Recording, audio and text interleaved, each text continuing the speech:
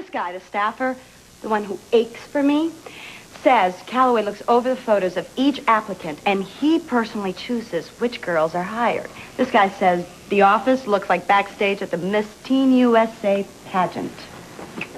Cecily, you might be onto something. Anyone care to guess what the talent competition is? Beginner's luck. Next time you're in Calloway's office, I want you to check his personnel records, see if her story holds up. Will do. Okay. Liz, be careful. Thanks. I'm gonna head back to the office and see if I can find out whether Calloway and his cronies in crime own any real estate together. Come on, Cess, I could use a little help. Sorry, Brent, I'm working on another lead. No, correction, you are working for me. But... Yeah, yours in a sling unless we get a couple things straight. Come on, out in the hall right now. Let's go. Come on. Come on, Red, let's go. Did any of you start this way? Hey! Well, listen, if you need to go... Oh, not yet. Well, good. Gives us a little time to, catch up. I didn't know we were behind. Well, we've only talked about Calloway, these last few weeks. How are you otherwise? Phoebe spilled, didn't she? Well, she sloshes her sherry now and then. Maria left me. Are you sure you really want to talk about this? I mean, we've never really talked about your marriage. Yeah, well, I didn't bring it up because I didn't want to seem, what's the word? Galling, boorish. Insensitive? Yeah, that was my third choice. Listen, after everything we've been through, I'm really glad that we are friends because what we have means a lot to me. Me too. So fix what's wrong between you and Maria. Because, the two of you are too wonderful together to ever be apart. Well, that's quite an endorsement. I'm not even running for public office. I mean it. I mean it. Don't let anything or anyone keep you and Maria from being together. Okay. Well, we're seeing a counselor, and it's my second appointment today. And I can't be late. Good for you. I hope it works. Thanks.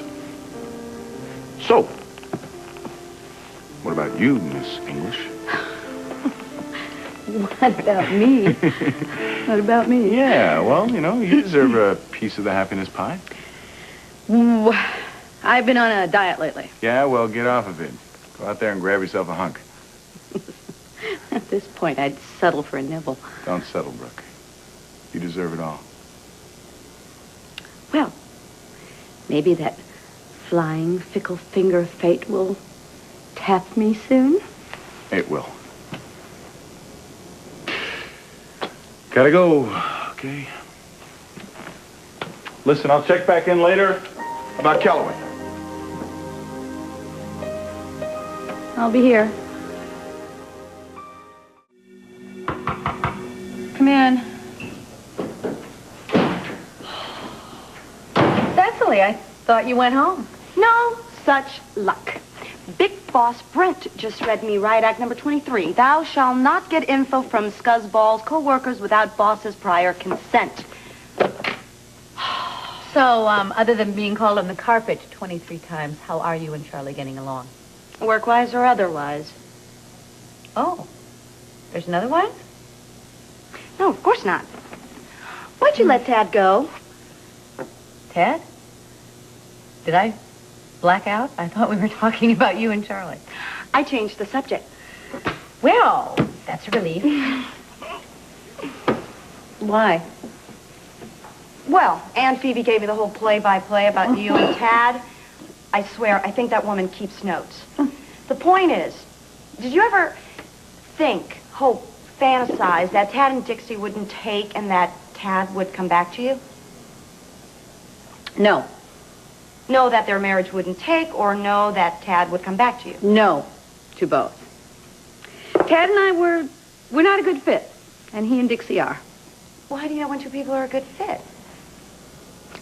Sometimes you don't know. Sometimes, it takes a while. Well, believe it or not, after all this while, I'm still in the I don't know phase. To fight for Nico or not to fight? That is the question. What's the answer? It depends. On what? Well, on whether you really want Nico back or you just don't want to be lonely. I just want to get some sleep. I hate waking up at 3 a.m. trying to unravel the meaning of life. All I do is eat ice cream. For a week, I thought chocolate chip was the key to happiness. I tell you what, I can identify with that. Cookies and cream. Ooh. Yeah. No, I really started to worry about myself and wondered what was wrong. Because I could find love, but I didn't seem to be able to keep it, and I had certainly come a long distance in many ways, but I was still very far from where I wanted to be. And where's that? Well, I'm not sure, but it's not where I'm at. Well, to look at you, one would never guess that you lost sleep over love. I mean, no bags under your eyes, no worry lines, no puffiness. You witch. Who would ever think that you're lonely and desperate? I'm not. Oh, yeah. Hey, listen, I have a little boy that I adore. Mhm. I have a job that I love. And, I may not be on Mr. Right's speed dial, but I would like to think that my ringer still works. Well, I feel rather disconnected since Nico hung up on our marriage. Oh, listen, don't. Don't, all right? There is someone out there for each of us. We will love again, you will see. Yeah, well, that's easy for you to say. Why, what do you mean? Well, the information superhighway, Aunt Phoebe, said that you loved Edmund more than you ever loved Tad. So, are you going to go after him now that he and Maria have split up?